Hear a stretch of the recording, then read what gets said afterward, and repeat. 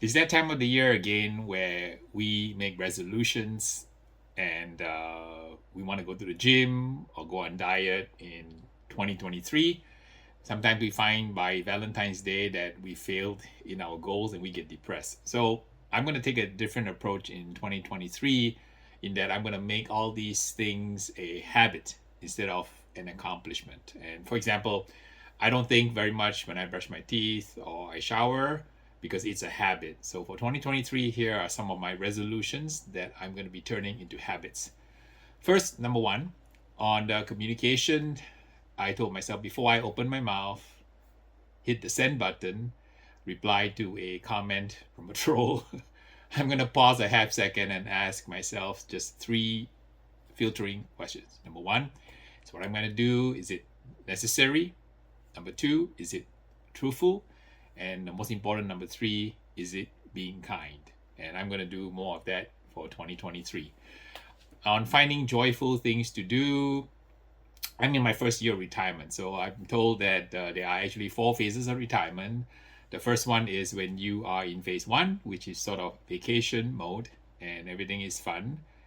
After phase one, you sometimes will get a little bit kind of depressed because you lose your work environment, some of the relationships at work, and then you get a bit depressed.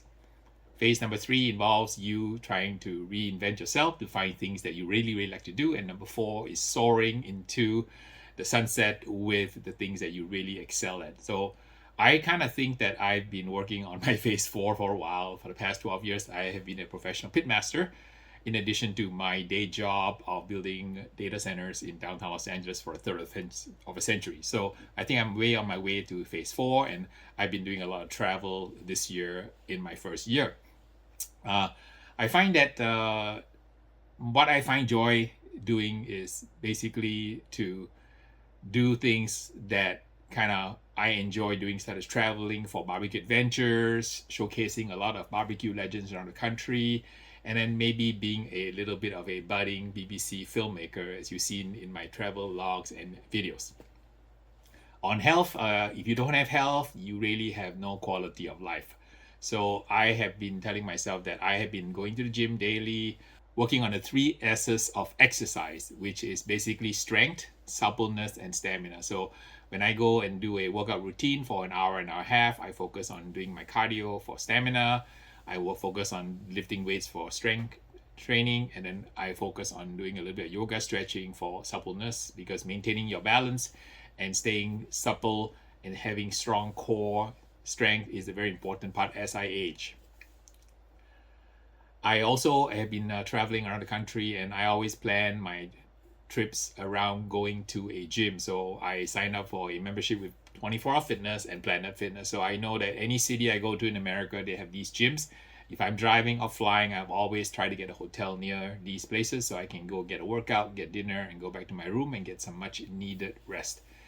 And on eating, which is one of the hardest things for me because I'm a confessed food addict. I love food and all kinds of food. I've been trying to stay away from fast food and trying to eat healthy, and I've learned how to cook a meal in my hotel room in a microwave from the groceries I buy at Walmart, and I'm going to continue to stay on track even though I travel around the country, meet you guys out there, seeing the world and enjoying barbecue adventures with you. I just want to mention also on number five, which is fasting. I've begun a fasting program called intermittent fasting. So I stop eating for a few hours a day, sometimes 16 hours a day, sometimes 20 hours a day, and sometimes even 24 hours. And I find it really helps me keep my energy level up, and most importantly, keep my brain and my cognitive abilities top notch. And I find that I don't get a sluggishness that I always get after a big meal when I practice intermittent fasting. So I've been doing that for a while now, and I'm going to continue that in 2023. On mentoring, I think that this is something I really miss because I was a chief tour guide for about a dozen project managers in downtown LA in the IT shop. And now that I am retired in 2022, I found a lot of kind of energy and focus to pivot and mentor my YouTube subscribers, folks in social media, different Facebook groups, and my Patreons. And my students, I have absolutely 4,000 alumni which I'm mentoring, so that is extremely rewarding. So if you haven't mentored anybody, I highly encourage you in 2023 to go out and mentor somebody. That way it's such a priceless and meaningful thing that you can add to this world. Learning, I've always told you guys, I'm a lifelong student, and the more I learn, the more I realize how little I know, and I will always be a student until the day I die. So I think that I've been moving away from watching all these mindless Netflix movies, even though I'm a big movie buff, and focusing on watching nonfiction and watching documentaries. I even signed up for masterclass.com, which allows me to learn from some of the experts out there. So I highly encourage you to continue learning, to expand your thoughts and your brain and the things that you can do. On the business front, you know that I've started 10 rubs and 5 sauces on September this year, and they're doing really, really well. Everybody seems to be sending me notes that they're winning contests using my rub and making new friends and family, and spreading love with their cooking at home. So I want to let you know that I am actually working on a few other YouTube cooking channels that I have a passion with. I have been cooking curries for 40 years. So I've been playing around with the idea of starting a channel called Hurry Curry Harry to showcase you how I can make curries in 15 minutes, spanning the dozen regions around the world that make curries. I'm also working on some products for my friends who are vegans. So I'm playing around with the idea of a slapyourvegandaddy.com site where I showcase how to grill and keep it kind of plant-based, if as much as I can. Maybe a little bit of vegetarian involving some maybe cheese and some eggs and some dairy, but trying to keep it vegan if I can. And also I like to play with my wok, so I want to be my own Uncle Roger and showcase some of my wok dishes, and maybe start a channel called wokwithharry.com. On the part that I'm working really hard on is I sometimes tend to be very lazy. So I told myself that since I'm in retirement, I won't push myself so hard. I'm going to basically practice something I call pacing. So pacing means that I have these calendars here, these paper calendars.